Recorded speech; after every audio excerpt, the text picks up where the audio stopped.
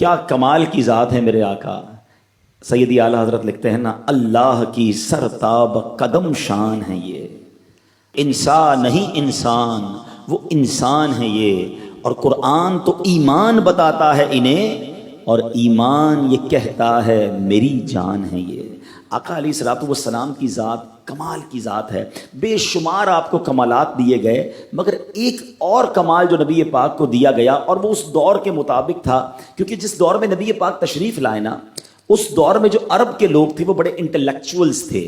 ان کو اپنی گفتگو پر بڑا ناز تھا. ان کو لگتا تھا کہ ہم ہی بول سکتے ہیں، باقی تو دنیا میں کوئی گفتگو ہی نہیں کر سکتا. ہمارا نام عربیوں نے عجمی اس لیے رکھا تھا کہ بھائی عرب کے لوگوں کو ہی بولنا آتا ہے، گفتگو کا ملکہ یہ عرب کے لوگوں کے پاس ہے، باقی تو سارے عجمی ہیں.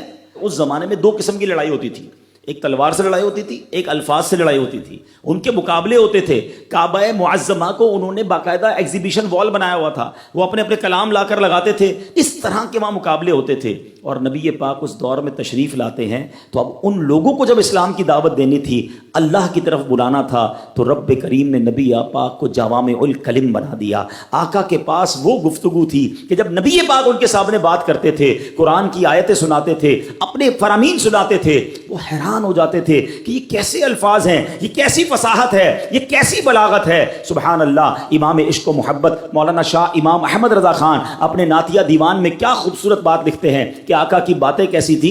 وہ فرماتے ہیں، میں نثار تیرے کلام پر ملی یوں تو کس کو زبان نہیں، وہ سخن ہے جس میں سخن نہ ہو، وہ بیاں ہے جس کا بیاں نہیں، تیرے آگے یوں ہیں دبے لچے فصحاء عرب کے بڑے بڑے، کوئی جانے منہ میں زباں نہیں بلکہ جسم میں جان نہیں. وہ تو شوقت ہو جاتے تھے جب نبی پاک گفتگو فرماتے. اور پیارے آقا نے جب قرآن کی آیتیں تلاوت کرنا شروع کی، وہ ریئلائز کر بیٹھے کہ یہ کسی بشر کا کلام نہیں ہے. سمندر کو یا دریا کو کوزے میں بند کر دیا جائے. اللہ اکبر. میرے آقا کا ایک ایک لفظ موتی کی مانند. اور آج بھی علماء ایک ایک حدیث پر پوری شرح لکھ رہے ہیں.